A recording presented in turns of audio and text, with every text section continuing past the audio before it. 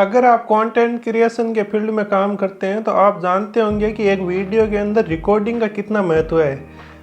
चाहे आप वो कंटेंट क्रिएशन यूट्यूब के लिए करते हो या इंस्टाग्राम के लिए या किसी कंपनी के लिए, लेकिन अगर आप कंटेंट क्रिएट करते हो तो आपको इतना तो ज़रूर पता होगा कि एक वीडियो के अंदर ऑडियो का कितना ज़्यादा महत्व है।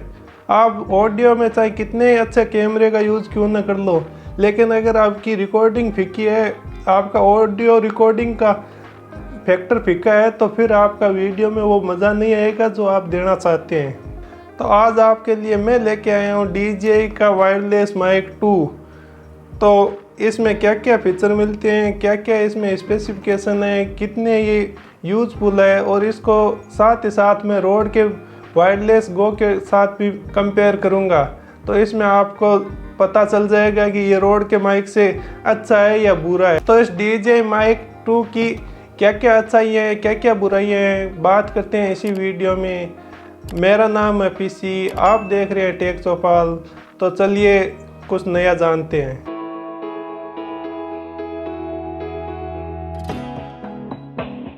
तो बॉक्स की डिज़ाइन के ऊपर हम देखें तो सबसे पहले इसका बैटरी पैक दिखा रखा है, जिसके अंदर इसके 2 माइक और ये रिसीवर है। उसके साइड में क्लीन डिज़ाइन, पीछे की साइड में इसकी टेक्नोलॉजी के बारे में बात कर रखी है, जो कि डुअल चैनल रिकॉर्डिंग होती है। 14 आवर की बैटरी पैक के साथ इसकी पावर बैकअप है। 250 मीटर की इसकी कैचिंग रेडियंस है, और इसकी प्राइस वगैरह सब कुछ दिखा रखी है। लेकिन इसकी एक्चुअल क्या प्राइस है वो मैं आपको बता दूंगा आगे वीडियो में। तो इसमें साइड की तरफ है वो इसके फीचर बता रखे हैं कि जैसे आप इसको कैसे रिकॉर्ड कर सकते हो। साइड के अंदर इसके मॉडल नंबर और डिटेल्स हैं वो लिखी हुई है। ऊपर की साइड एकदम नीट एंड क्लीन है। तो हम इसकी अनबॉक्सिंग करते हैं। चलो इसमें क्या मिलता है।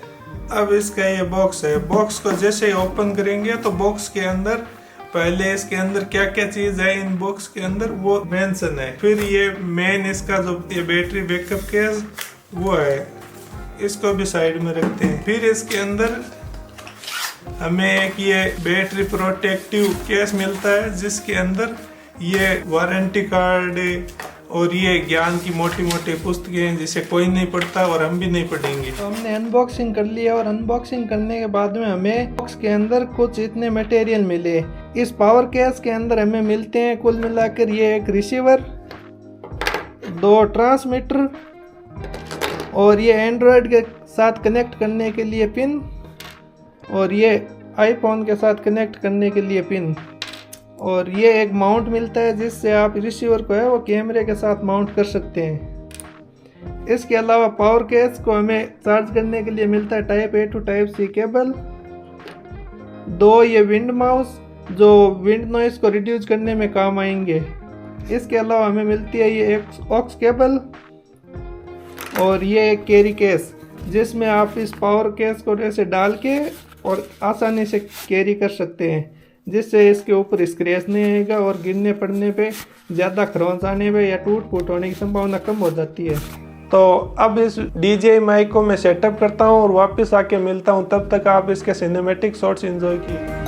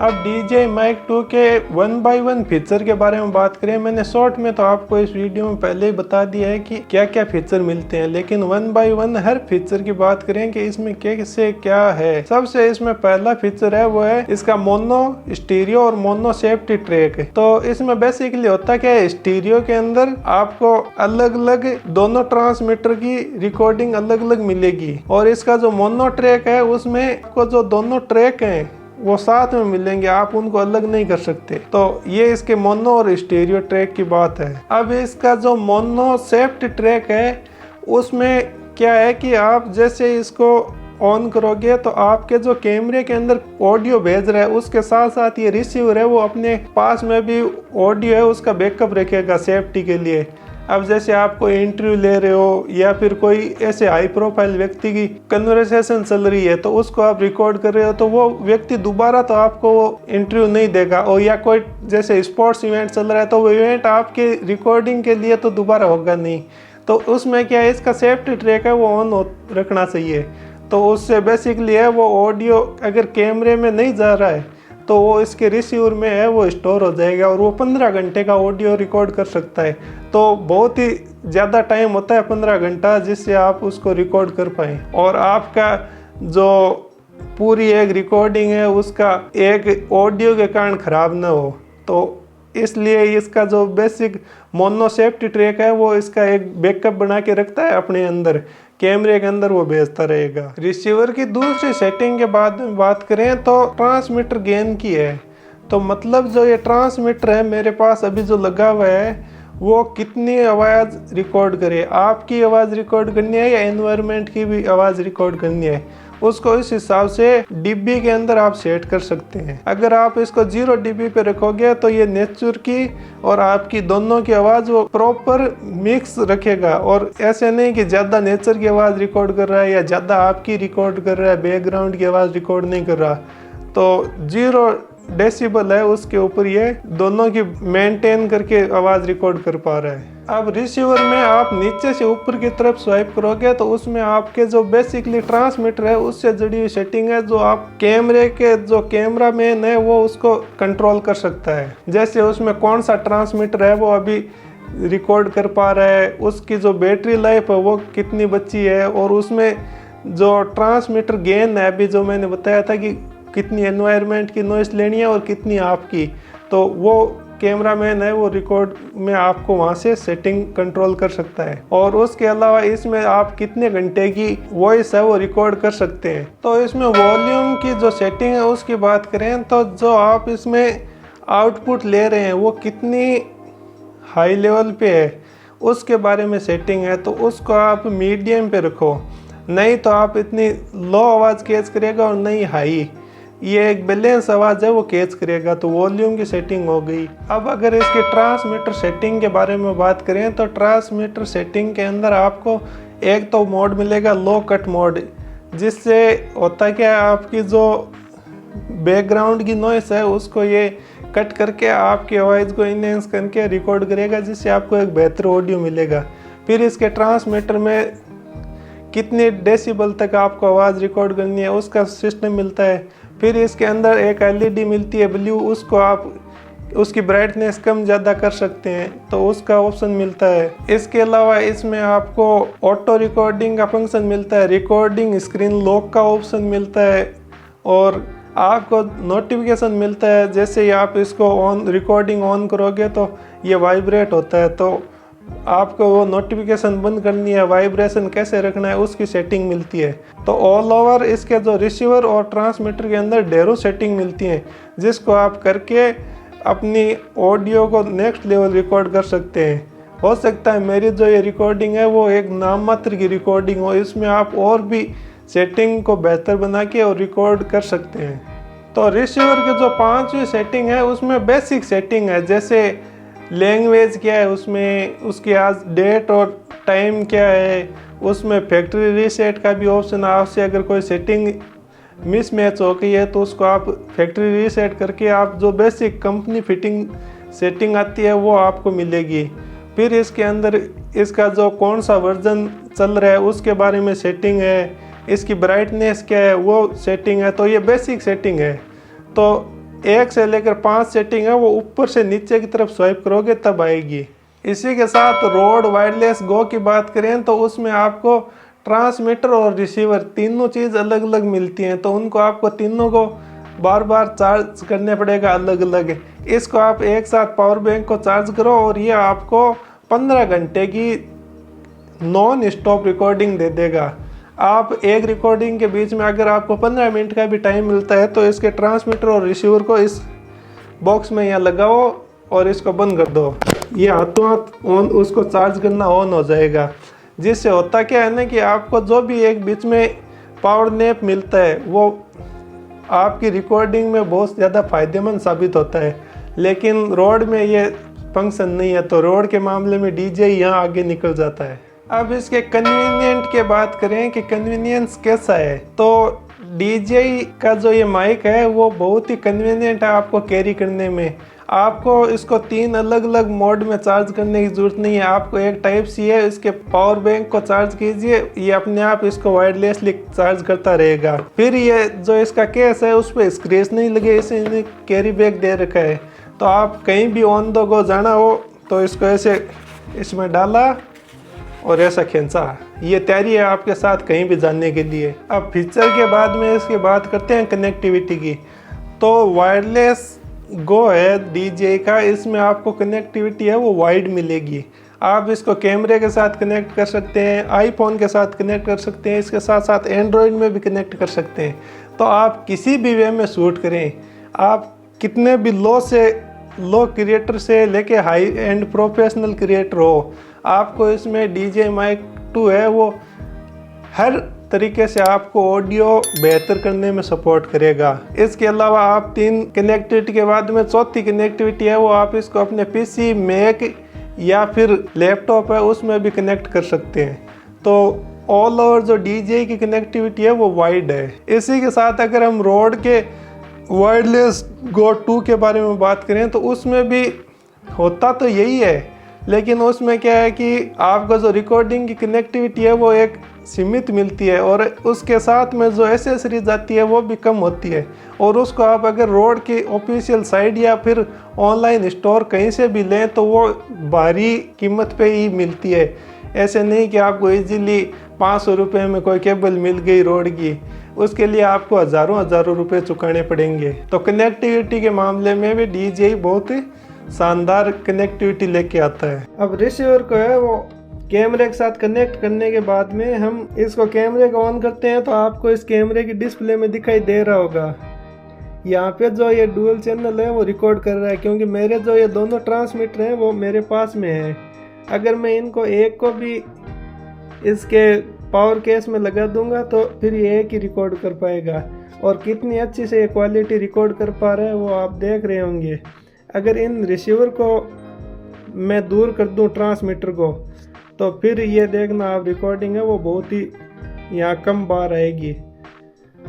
अभी जो ये रिकॉर्डिंग है उसमें देखो आप कितनी दूर ये क्लिप है वो है, फिर इसके देखो ये ग्रीन वाले सिग्नल है वो आप पे आ गए, तो रिकॉर्डिंग है इसमें ऑटोमेटिक जानी शुरू हो गई।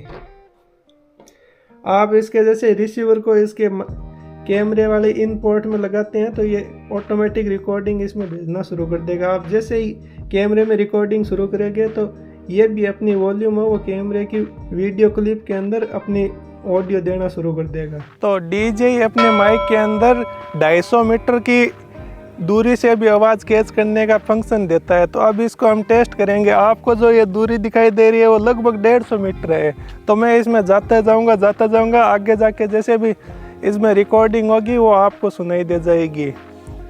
तो मैं अभी आगे जा रहा हूँ, इसकी जो आपकी रिकॉर्डिंग है वो आप देखते रहना। तो अभी ये मेरी जो दूरी है वो लगभग 10 मीटर की रिकॉर्ड हो चुकी है, और इसमें अब इसकी रिकॉर्डिंग है वो आप कैसी आ रही है वो तो आप देखते रहना। अभी ये जो दूरी है वो लगभग 20 मीटर से ज़्यादा हो गई, और ये रिकॉर्ड कर पा रहा है या नहीं पा रहा है, लेकिन 20 मीटर तक तो ये रिकॉर्ड कर लेगा आसानी से। और अभी जो ये दूरी है वो लगभग 40-50 मीटर लगभग होगी, और ये रिकॉर्ड भी कर पा रहा होगा।